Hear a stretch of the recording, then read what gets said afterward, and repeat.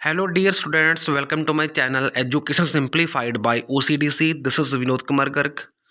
अगर आप पीजीआई का सैनिटरी अटेंडेंट एग्ज़ाम देने जा रहे हैं आज 16 फरवरी 2023 को, तो मेरी तरफ से बेस्ट विशेस आपको, आपका एग्ज़ाम अच्छा हो और आप सबको जॉब मिल जाए। तो ऐसी मनोकामना है मेरी, और साथ में लास्ट मिनट प्रेपरेशन वीडियो आपको देने जा रहा हूँ मैं। तो ये वीडियो भी आप जाने से पहले ज़रूर कर लीजिए, क्योंकि रीजनिंग के कुछ ऐसे क्वेश्चन पूछे जाने की प्रोबेबिलिटी है। तो करते हैं शुरू। Question number 1। तो आपका फर्स्ट क्वेश्चन है, यू आर इन अ बस। आप एक बस के अंदर हो। बस रीच यूर स्टॉप। बस आपके स्टॉप पे पहुंच चुके जहां पे आपने बस से बाहर उतरना है। तो बट तब तक आपने टिकट्स जो होती है बस की वो परचेज नहीं की है, बिकॉज ऑफ हैवी रश। बस में ज़्यादा भीड़ भाड़ होने के कारण आपने टिकट परचेज नहीं किया है। What will you do. आप ऐसे हालात में, ऐसे सिचुएशन में क्या करेंगे? ओके तो आपके पास ऑप्शन है, call the conductor, give him money and get the ticket. कि आप कंडक्टर को बुलाओगे, उसको पैसे देकर उसके जो टिकट है आप ले लेंगे, ठीक है, उसके बाद बस से उतर जाएंगे। दूसरा है, jump out quickly to avoid embarrassment. किसी भी तरह की एम्बेरसमेंट से बचने के लिए आप बस से जल्दी में जंप कर लेंगे, यानी कि आप बस में से कूद कर उतर जाओगे, ठीक है। तो तीसरी ऑप्शन है, give the money to the driver. कि आप जल्दी में ड्राइवर को मनी दे दोगे, पैसे दे दोगे। और डी ऑप्शन है, hand the money to someone sitting nearby to you, और give it to the conductor. मतलब आप जो साथ में कोई बैठा है उसको पैसे दे जाओगे, वो आगे कंडक्टर को दे देगा, ठीक है। तो इन चारों में से आप इस सिचुएशन में क्या करेंगे? तो इसका राइट आंसर क्या होना चाहिए आपके अकॉर्डिंगली? तो इस कंडीशन में जो बेस्ट आंसर आएगा वो आएगा, call the conductor, give him money and get the ticket, ठीक है। ये सबसे बेस्ट आंसर होगा। नेक्स्ट क्वेश्चन है, refer to the alpha numeric series given below and answer the following question. जो अल्फा न्यूमेरिक सीरीज नीचे आप देख रहे हैं, A star 5 9 I N and E at the rate hash U 1 and. तो इनमें से कितने वॉवल्स हैं जिनको प्रीसीड कर रहा है कोई सिंबल? तो प्रीसीड का मतलब होता है कि जो सिंबल है वो आगे आ रहा है, ठीक है, वॉवल से पहले आ रहा है। तो यहाँ पे ऑप्शन है 1 2 3 नन और 4। तो यहाँ पे आंसर आएगा ऑप्शन बी। यहाँ पे दो वॉवल्स हैं ऐसे जिनके आगे एक सिंबल है। जैसे जो वॉवल ई है यहाँ पे, उसके आगे है एंड और यू के आगे है हैश। तो आंसर आ गया 2। बात करते हैं क्वेश्चन नंबर 3 की। तो क्वेश्चन नंबर 3 हमारा है, which is the second element to the left of the sixth element from the right. तो यहाँ पे जो एक सीरीज दी गई है, उस सीरीज में आपने देखना है कि left of the sixth from the right. तो राइट में से पहले आप सिक्स देखोगे कौन सा है। तो राइट से अगर हम स्टार्ट करते हैं हमारे राइट हैंड से, तो and 1 U hash then at the rate after that E. तो ई हमारा सिक्स्थ पोजीशन पे आता है। अब क्वेश्चन में पूछा गया है कि इसके आगे लेफ्ट में सेकंड कौन सा आएगा। तो उसके बाद आता है हमारा ई से बाद पहला आता है एंड, दूसरा आता है एन। तो राइट आंसर आ जाएगा हमारा एन। अब नेक्स्ट क्वेश्चन थोड़ा सा कॉम्प्लेक्स क्वेश्चन है यहाँ पे। तो यहाँ पे पूछा गया, women's boxing is yet to be recognised as Olympic sport. If that happens the dream of most of the girls may come true. कि जो वुमेन्स की जो बॉक्सिंग गेम है, ठीक है, वो अभी ओलंपिक में इंक्लूड नहीं की गई है, अभी ओलंपिक में उसको रिकॉग्नाइज नहीं किया गया है। अगर ऐसा होता है तो बहुत लड़कियों का जो ड्रीम है, जो सपना है, वो सच हो जाएगा, साकार हो जाएगा। तो इस कथन के आगे 3 निष्कर्ष दिए गए हैं। पहला है option A, the International Boxing Association has been campaigning to include it as an event in the 2008 Beijing Olympics. मतलब जो इंटरनेशनल बॉक्सिंग एसोसिएशन है, जो अंतर्राष्ट्रीय बॉक्सिंग एसोसिएशन है, वो कैंपेन कर रही है कि 2008 की ओलंपिक में इसको इंक्लूड किया जाए, यानी कि वुमेन बॉक्सिंग को इंक्लूड किया जाए। ऑप्शन सेकंड है बी, दो boxing is a very tough sport, many women are seen willing to take up professional boxing nowadays। मतलब क्या है कि बेशक ये बहुत एक टफ गेम है, लेकिन फिर भी बहुत सारी लड़कियां, बहुत सारी फीमेल प्रोफेशनल बॉक्सर बनना चाहती हैं आज के दिनों में। ओके, नेक्स्ट है ऑप्शन सी में, even some state government are now willing to employ the women pugilist, के कुछ स्टेट गवर्नमेंट्स ऐसे भी हैं जो प्रोफेशनल जो बॉक्सर होती हैं फीमेल, उनको काम पे लगाना चाहती हैं। तो पहली जो स्टेटमेंट थी उसको पढ़ने के बाद जो 3 ऑप्शन दी गई हैं, इनमें से सबसे सबसे बेस्ट आंसर कौन सा आ सकता है? तो इसका आंसर आएगा option A. Only A is the right answer. Okay, कि जो इंटरनेशनल बॉक्सिंग एसोसिएशन है वो कैंपेनिंग कर रही है ताकि जो वुमेन की बॉक्सिंग गेम है उसको ओलंपिक का पार्ट बनाया जा सके। अगला क्वेश्चन हमारा है करंट अफेयर में से, the dash was awarded the golden book prize, जो गोल्डन बुक अवार्ड होता है 2023 का, नाउ यू ब्रेथ, तो ये बुक का नाम है नाउ यू ब्रेथ। तो इस बुक के लिए किसको गोल्डन बुक अवार्ड 2023 में मिला है? ओके, तो नाउ यू ब्रेथ जो बुक है उसके लिए जो गोल्डन बुक अवार्ड 2023 में मिला है वो मिला राखी कपूर को। A is the right answer. Next question हमारा है डायरेक्शन बेस्ड क्वेश्चन है। इसमें क्या है कि read the following information carefully to answer the given question. Okay, तो यहाँ पे क्या होता है कि एक इनपुट दी जाती है। ओके, तो उसके अकॉर्डिंगली कहाँ पे जाके फाइनल आउटपुट आएगा तो वो आपने बताना होता है।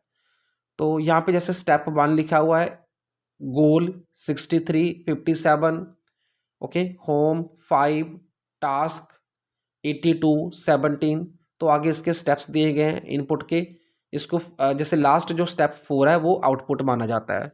तो इसके अकॉर्डिंगली हमें जो दिया गया है, तो हमें इनपुट दी गई है यहाँ पे होस्ट 15 32, पेज 43, कवर मदर 92। तो हमने इसको अरेंज करना है फाइनल आउटपुट तक जाने के लिए कितने स्टेप में से ये हमारा फाइनल होएगा तो बताना है। तो यहाँ पे हमारा आंसर आएगा ऑप्शन बी, 5th स्टेप में जाकर ये फाइनल हो जाएगा। तो इसको करने का तरीका क्या होता है कि जो हमारे अल्फ़ाबेट्स होते हैं उसको हमने असेंडिंग ऑर्डर में अरेंज करना होता है, और जो नंबर्स होते हैं उसको हमने डिसेंडिंग ऑर्डर में अरेंज करना होता है। ओके, तो यहाँ पे हमारा आंसर आ जाएगा बी जब आप इसको करोगे जैसे मैंने बताया। नेक्स्ट क्वेश्चन हमारा है, y is in the east of x। y की जो पोजीशन है वो x के ईस्ट में है। ओके, x जो है which is in the north of z, मतलब जो x है वो z के कंपैरेटिव नॉर्थ पोजीशन में है। If p is in the south of z, जो p है वो z के साउथ में है। Then in which direction of y is p, जो y है वो p के अकॉर्डिंगली किस डायरेक्शन में है। ठीक है, तो ये आपने बताना है। तो आप यहाँ पे क्या कर सकते हैं कि अपना जो नॉर्थ साउथ ईस्ट वेस्ट जो अरेंजमेंट होता है वो ड्रॉ कर सकते हैं, और उसके ऊपर एक्स वाई जेड की जो पोजीशंस हैं उसको लिख सकते हैं, और उसके अकॉर्डिंगली आपका जो आंसर है वो निकल जाएगा। तो जैसे यहाँ पे देख सकते हैं सोल्यूशन डायग्राम जो ड्रॉ की गई है उसमें जो वाई की पोजीशन है पी के अकॉर्डिंगली वो आएगी साउथ वेस्ट। ओके, तो साउथ वेस्ट इसका आंसर आना था, बट यहाँ पे ऑप्शन में नहीं है, तो इसका आंसर आ जाएगा नन ऑफ दिस, उपरोक्त में से कोई नहीं। नेक्स्ट क्वेश्चन हमारा है वेन डायग्राम बेस्ड। तो वेन डायग्राम में आप देख पा रहे हैं यहाँ पे, which of the following diagram indicate the best relation between traveller train and बस। तो यहाँ पे जो ट्रैवलर है उसके पास दोनों ऑप्शन है, वो ट्रैवल करना चाहता है तो वो ट्रेन से भी जा सकता है, बस में भी जा सकता है। तो इसका आंसर आ जाएगा ऑप्शन सी। ओके, सेंटर में हमारा ट्रैवलर है जिसके पास दोनों ऑप्शन है, वो ट्रेन में जा सकता है, ट्रैवल कर सकता है, या फिर बस में। तो सी जो है वो करेक्ट रिलेशनशिप दिखाएगा। Question number 9, how many pairs of letters in the word chairs have as many letters between them in word as in alphabet. तो जैसे अल्फ़ाबेट के बीच में एक्चुअल में लेटर होते हैं, 2 लेटर्स के बीच में लेटर जितने भी हो सकते हैं, तो वैसे ही जो चेयर्स लिखा हुआ है वर्ड, तो उसके बीच में कितने लेटर्स ऐसे आते हैं, तो ये आपने बताना है। तो जैसे यहाँ पे देख पा रहे हैं आप, ऑप्शन है 2 3 1 4, तो आंसर आएगा 2।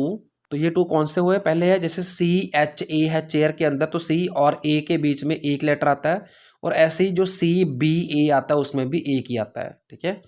तो लास्ट में लिखा हो यहाँ पे RS, तो अल्फ़ाबेट्स में भी R के बाद S आता है, तो यहाँ पे भी R के बाद S है, तो ये आंसर आ गया हमारा 2। Question number 10, the candidate must, ये इसको बोलते हैं एलिजिबिलिटी टेस्ट, ठीक है। एलिजिबिलिटी टेस्ट रीजनिंग होती है ये, जो 10th नंबर क्वेश्चन है। तो यहाँ पे सबसे पहले एलिजिबिलिटी दी गई है कि बी अ सिविल इंजीनियर, कोई भी जो ग्रेजुएट है वो सिविल इंजीनियर ग्रेजुएट होना चाहिए, और एटलीस्ट 65% मार्क्स होने चाहिए। नेक्स्ट में दिया हुआ है not be less than 21 year, मतलब एज जो 21 से कम नहीं होनी चाहिए और 28 साल से ज़्यादा नहीं होनी चाहिए, एज ऑन 1 जनवरी 2016। सी में दिया हुआ है पास द सिलेक्शन टेस्ट, जो सिलेक्शन टेस्ट होता है जैसे आपका होना है आज, तो वो 70% मार्क्स से कम नहीं होना चाहिए। नेक्स्ट है बी विलिंग टू पे डिपॉजिट 50,000 रुपीज़, के जो कैंडिडेट है वो 50,000 रुपये पहले डिपॉजिट कराने के लिए विलिंग हो, इच्छुक हो, और ये 50,000 रुपये जो हैं वो कैंडिडेट को रिफंड हो जाएंगे आफ्टर द ट्रेनिंग।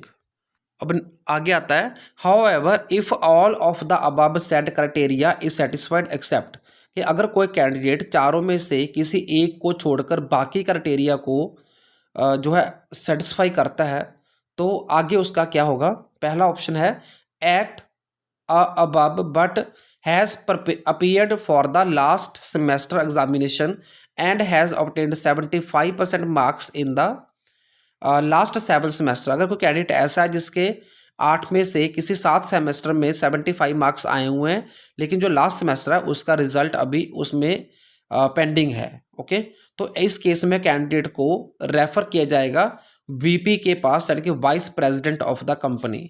और सेकंड दिया गया है at D above but has an experience of working in the field of more than a year, the case may be referred to GM of the company।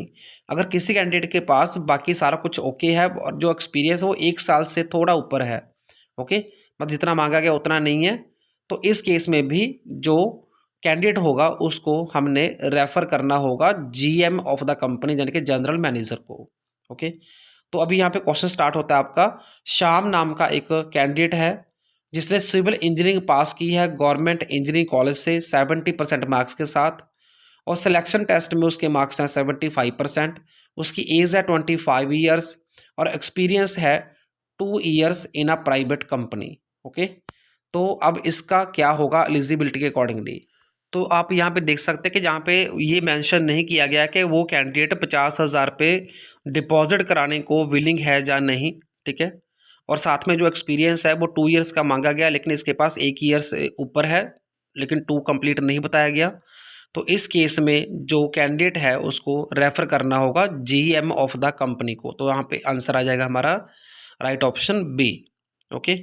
तो reasoning के कुछ ऐसे question पूछे जाने की प्रोबेबिलिटी आपके एग्जाम में, क्योंकि सिलेबस कोई प्रॉपरली मेंशन नहीं किया गया, ठीक है, लेकिन ग्रुप सी की पोस्ट है, तो यहाँ पे जो ग्रुप सी का होता है वहाँ पे सिलेबस में लिखा होता है भी रीजनिंग में ये क्वेश्चन आ सकते हैं, ठीक है।